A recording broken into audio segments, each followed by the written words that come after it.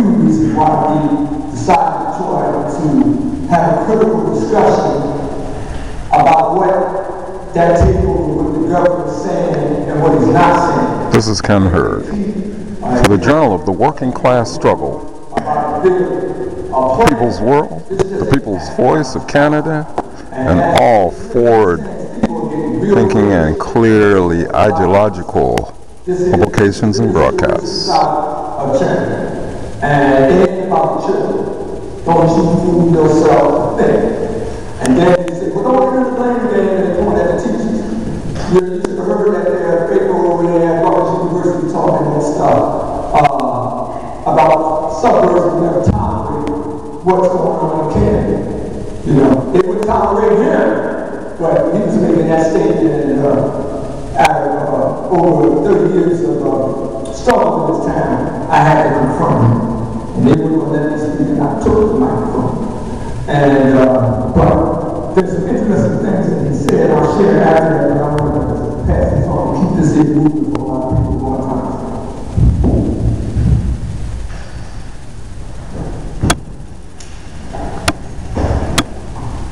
Good afternoon. I'm Joyce Beverly Scott, and I work for the New Jersey Education Association. So I am going to be in my lane, although there's some policy issues that I certainly can't support as a person who grew up in Newark and was parented by two uneducated people. So I know the struggle. I know what it means to get to the other end. And so I'm here to work that out with you, side by side. Let me start by saying that I thank the community for not coming out and bashing our members. We know that there's a lot wrong with the system. We know that the outcomes aren't what they need to be. And we are looking at solutions. We're implementing solutions.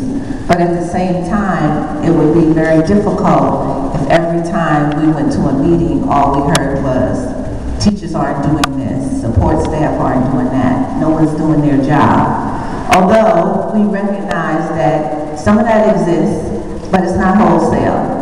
So again, I'd like to thank you for not doing that publicly to us. The second thing I want to talk about is jobs. And I know you have on the agenda the whole issue about our contracts. We have a settled contract, and it took a lot to get to that point. That contract ends in June of this year, June 30th. The board, through their negotiator, has not signed the document. That's unheard of in this business. It is an unfair labor practice. We certainly have engaged our attorneys now at this point to force the board. We keep hearing the last excuse was, well, the paperwork we need is in that second floor, I think it's an administration building, where they're cleaning up asbestos, and the paper has asbestos on it, so they can't provide us with the proper documentation. That's what I heard a couple, no, it's not on the computer. So this is the kind of nonsense that we are getting. And you know, Lou Lessick, who is the board labor attorney, and I'll put his name out there. I don't care if you tape it. I don't care if you repeat what I say, because I only want to tell you the truth. He has told so many lies to us and given so many excuses about signing a document that it's just ridiculous. And we're running out of time. We will be at PERC.